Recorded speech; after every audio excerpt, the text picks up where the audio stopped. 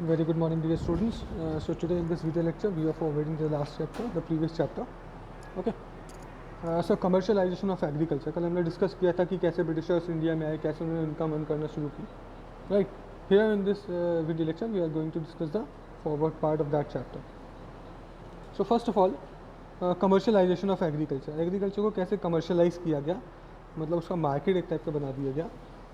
Agriculture witness numerous changes under the colonial rule. अगर हम colonial rule की बात करें तो उस टाइम पे एग्रीकल्चर में बहुत सारे चेंजेस आए.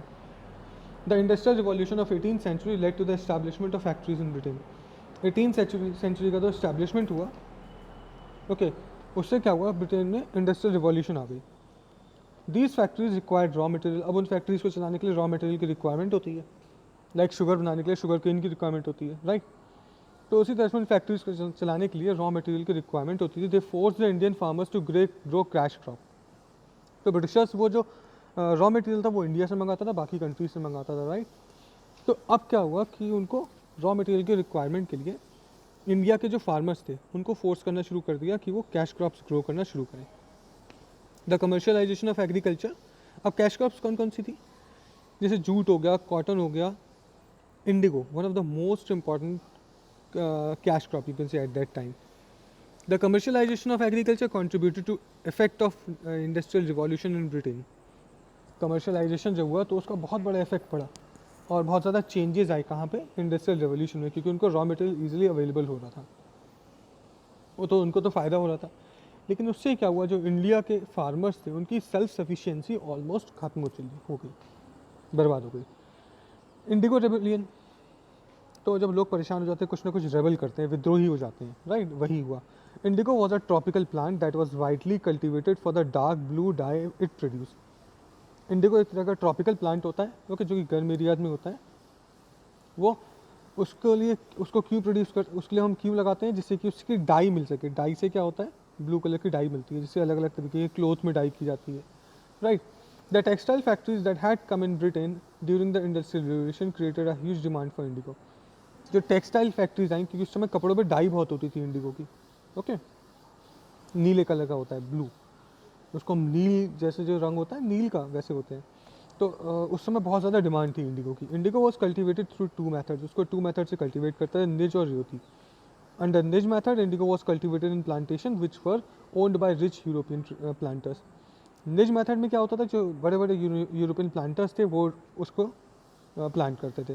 अंडर रोटी सिस्टम में ये था कि 20 जो भी पर्टिकुलर छोटे छोटे पीजेंट होंगे वो ग्रो करेंगे और उनको 25% एरिया में इंडिगो को ग्रो करना ज़रूरी होगा, राइट. अच्छा, उसके बाद जो उनकी क्रॉप होगी, जो उनका प्रोडक्शन होगा, उसको बहुत ही कम प्राइस में उनको सेल भी करना पड़ेगा, जिससे उन्होंने लोन लेके अपनी क्रॉप्स लगाई है. This might be clear. Indigo एक ऐसी क्रॉप होती थी जो कि आसपास के एरियाज़ को बिल्कुल तबाह कर देती थी. तबाह करने का मतलब ये होगा, रियून कर देती थी. कैसे, क्योंकि उसको बहुत ज़्यादा मिनरल की रिक्वायरमेंट होती थी, वाटर बहुत ज़्यादा लेती थी, okay. So the inhuman condition created by indigo plantation for the Indian peasant led to the Indigo Rebellion of Bengal in 1959-60. वो जो इनह्यूमन कंडीशन हो गई थी, लोगों का अपना गुजारा करना बहुत मुश्किल हो गया था, लोग परेशान हो गए, तो वो रेबल हो गए, उन्होंने रेबेलियन शुरू कर दी, मतलब विद्रोह शुरू कर दिया, अगेंस्ट हो गए 1859 में और 1860 में बंगाल में. Indigo cultivators went on strike and रेबल्ड against the European Indigo planters. वो स्ट्राइक पे चले गए, okay. Unable to contain the rebellion, peasants and Indigo Commission was formed to review the situation and resolve the problem. जब उन्होंने देखा कि planters जो हैं, जो पीजेंट्स हैं, वो उनकी रेबेलियन कंट्रोल नहीं हो पा रही है, तो उन्होंने एक कमीशन बनाया, एक कमेटी बनाई जो कि ये बताएगी कि क्या क्या प्रॉब्लम्स हो रही हैं इंडिगो प्लांटर्स को. Moving to the next one. The initial stages this present rebellion was sudden and were executed without proper planning. क्योंकि उन लोगों की कोई प्लानिंग नहीं थी, ब्रिटिशर्स के साथ में पास में वेपन्स वगैरह सब कुछ होते थे, तो उन्होंने पहले तो उनकी रेबेलियन को ख़त्म कर दिया. However by the 20th century, लेकिन जब 20th सेंचुरी आई, the leadership of Mahatma Gandhi, the peasants were organise into groups. Mahatma Gandhi की लीडरशिप में जो पीजेंट्स थे उन्होंने अपने आप को ग्रुप में ऑर्गेनाइज कर लिया. The main objective of these master pieces of movement was to address their problem that have cropped up due to exploitative practices of British.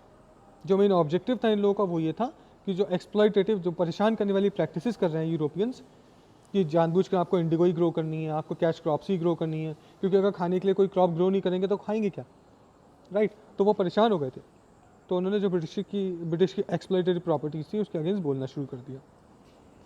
Apart from the movement are number of Kisan Sabha was also came up during this period. Movement के साथ साथ में कुछ अलग तरीके की किसान सभाएं भी बनना शुरू हो गई। कौन कौन सी किसान सभा थी? अवध किसान सभा 1920-21 अंडर पंडित जवाहरलाल नेहरू, साथ साथ में कुछ लोकल लीडर्स की। Okay, second was first ryot association बनी 1923-24 में, जो कि एन जी रांगा इन आंध्र प्रदेश में बनी थी। N G Ranga was the founder. Third is kisan movement, जो कि 1927 में बनी। किसने बनाई थी? T Prakasam and Venkatappaiah. Okay, we have finished the chapter है। Try to read the chapter thoroughly so that you can get a few points which I have not taken here. They might not be of use. From tomorrow onwards or from Monday, we will start the question answers. Thank you very much for watching the video.